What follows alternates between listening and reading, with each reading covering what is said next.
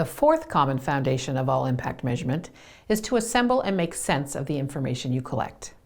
Whether quantitative or qualitative, no data set makes sense until it's presented in a reasonable context. Let's first take a look at managing the data.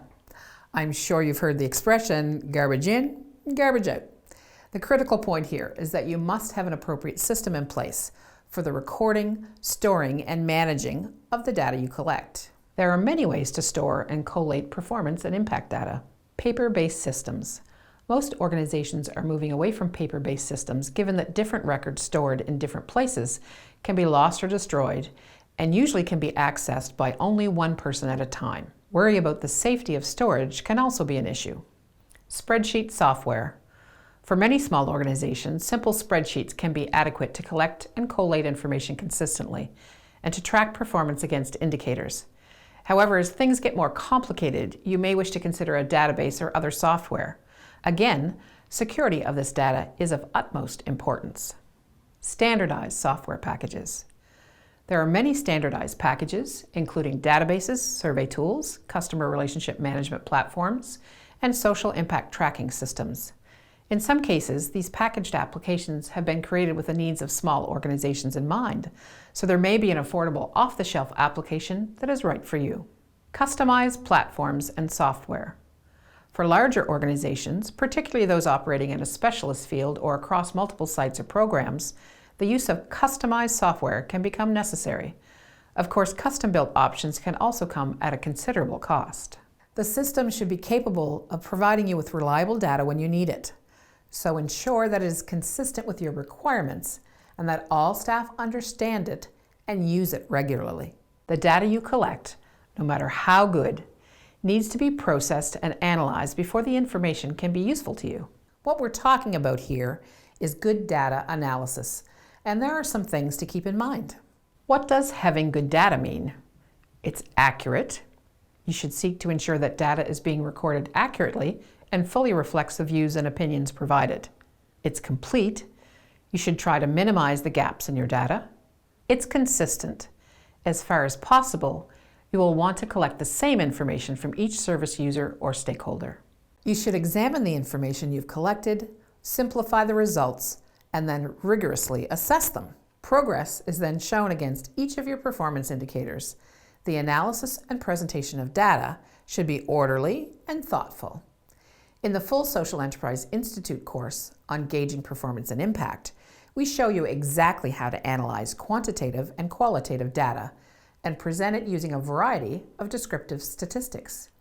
You can also learn more about data analysis at socialimpact.tools, a great free resource. Now let's think about how you can make sense of the data you have available. No matter how much performance information you have analyzed and compiled, it is vital for you to be able to draw meaningful conclusions from it. This is where comparisons become an essential part of data analysis.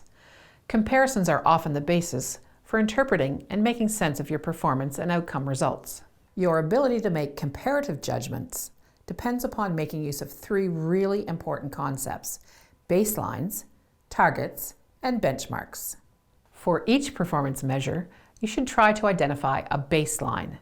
This is simply information about the situation that your organization is trying to change, showing what it was like before you intervened. It helps to regularly compare performance with the baseline to get a sense of progress. The second point of comparison is targets. Targets offer a quantifiable picture of the ideal standard that you seek to strive towards and accomplish. You can check performance against your targets to understand the extent to which you've been successful in bringing about the changes that you'd planned. Identify where targets have been missed, met, or exceeded, and use those insights to drive improvement. Finally, you may be able to benchmark your performance by drawing on data that provides a helpful point of reference. This could include using government statistics that measure the situation for the whole of your beneficiary group to help show the difference you're making for the group you're working with. Or you could look at any data on the performance or impact of other organizations in your field, perhaps those that are considered best in class. Once you have analyzed the data, you should identify those findings that appear unusual or unexpected, or overly low or overly high when compared to the baseline measure, agreed targets, or benchmarks. This will signal the need for extra attention. As information can be interpreted in different ways, greater understanding is normally achieved by involving your water team or stakeholders to explore things from differing perspectives. You should review the evidence you gather regularly, examining the changes that have taken place and figuring out how and why.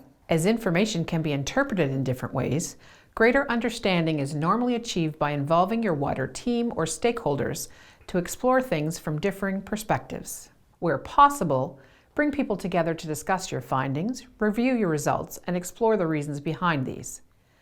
Give them the opportunity to check whether your results are consistent with those you set out to achieve and to identify lessons or make recommendations. By involving your stakeholders, you can ensure that the information you collect is widely understood and becomes actionable.